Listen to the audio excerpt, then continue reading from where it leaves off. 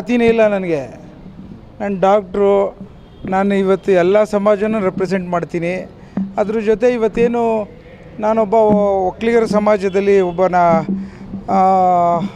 ಸದಸ್ಯನಾಗಿ ಇವತ್ತೇನೋ ಜಾತಿ ಗಣತಿ ವಿಚಾರದಲ್ಲಿ ಯಾವ ರೀತಿ ಜಾಗೃತಿ ಮೂಡಿಸುವಂಥ ಕಾರ್ಯಕ್ರಮಕ್ಕೆ ಕರೆಸಿದ್ರು. ನಾನು ಇಲ್ಲಿ ಬಂದಿದ್ದೇನೆ. ಎಲ್ಲ ಭಾಳಷ್ಟು ಕೂಲಂಕಷವಾಗಿ ಸಮಸ್ಯೆಗಳನ್ನು ತಿಳ್ಕೊಂಡಿದ್ದೀನಿ. ನಮ್ಮ ಸರ್ಕಾರದಲ್ಲಿ ಅದನ್ನು ಇಲ್ಲಿರೋಂಥ ವಿಚಾರಗಳನ್ನು ಅಲ್ಲಿ ತಗೊಂಡೋಗಿ ಪ್ರೆಸೆಂಟ್ ಮಾಡಲಿಕ್ಕೆ ಹೊರಟಿದ್ದೇನೆ. ಈಗ PL ಹಾಕಿರೋ ವಿಚಾರದಲ್ಲಿ ನನ್ನ ಗಮನದಲ್ಲಿಲ್ಲ. ಹಿಂದೆ ಕಾಂತರಾಜ್ ಅರಸ್ದು ವ್ಯತ್ಯಾಸಗಳಿತ್ತು ಅಂತ ಹೇಳಿ 2ನೇ ಬಾರಿ ಈಗ ಜಾತಿ ಗಣತಿದ ಶುರುವಾಗಿದೆ ಸೆನ್ಸಸ್ಸು. ಈ PL ಹಾಕಿರೋಂಥ ವಿಚಾರ ನನ್ನ ಗಮನದಲ್ಲಿ ಇಲ್ಲ. ತಿಳ್ಕೊಂಡು ಬೇಕಾದ್ರೆ ಉತ್ತರ ಕೊಡಬಲ್ಲೆ ನಾನು. ಸರ್, ಈಗ ಲಾಸ್ಟ್ ಟೈಮ್ ಗೊಂದಲದ್ದು ಈ ಸಾರಿನೂ ಪರಿವರ್ತನೆ ಆಗುತ್ತಾ? ಈ ಸಾಕಷ್ಟು ಗೊಂದಲದಿಂದ ಇದು ಮುಂದುವರಿತಾನೆ ಜಾತಿ ಗಣತಿ. ಈಗ ಮತ್ತೊಂದಷ್ಟು ಟೈಮ್ ಕೊಟ್ಟಿದ್ದಾರೆ. ಅಲ್ಲ, ಈಗ ಸರ್ಕಾರದ ಕೆಲಸ ಏನು?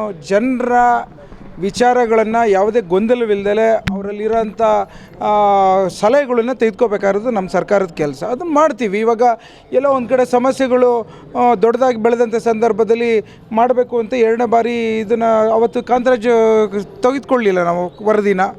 ಅದೇ ರೀತಿ ಏನಾದ್ರು ಸಣ್ಣ ಪುಟ್ಟ ಗೊಂದಲ ಇದ್ದರೆ ಸರ್ಕಾರದವರು, ನಮ್ಮ ಮುಖ್ಯಮಂತ್ರಿ ಸಾಹೇಬರು ಮತ್ತು ಉಪಮುಖ್ಯಮಂತ್ರಿ ಸಾಹೇಬರು ಇದನ್ನೆಲ್ಲ ಹ್ಯಾಂಡ್ಲ್ ಮಾಡೋಷ್ಟು ಸಮರ್ಥರಿದ್ದಾರೆ. ಯಾವುದೇ ರೀತಿಯಲ್ಲಿ ಗೊಂದಲ ಆಗಲಿಕ್ಕೆ ಬಿಡೋದಿಲ್ಲ.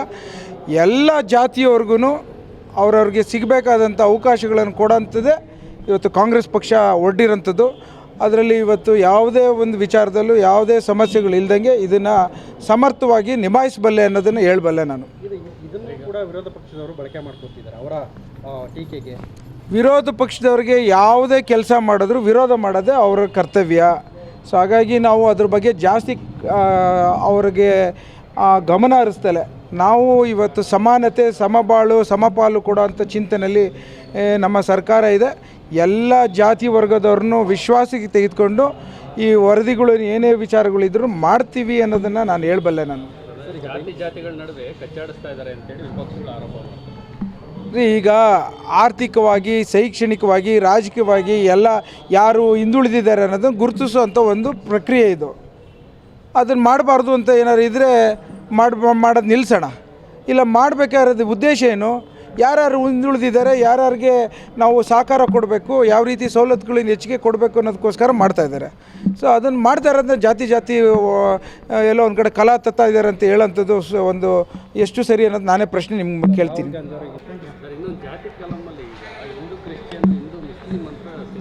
ಅದೇ ನಾನು ಅದನ್ನು ವಿಚಾರ ಮಾಡ್ತಾಯಿದ್ದೀನಿ. ಹಿಂದೆ ಕಾಂತರಾಜ್ ಅರಸು ಅವರ ವರದಿಯಲ್ಲಿ ಬಂದಂಥದ್ದನ್ನು ರಿಪೀಟ್ ಮಾಡಿದ್ದಾರೆ ಅಂತ ಹೇಳ್ತಾ ಇದ್ದಾರೆ. ಅದು ಹಿಂದಿನ ದಿನದಿಂದನೂ ಬಂದಿರೋ ಪ್ರಕ್ರಿಯೆ ಅಂತೆ.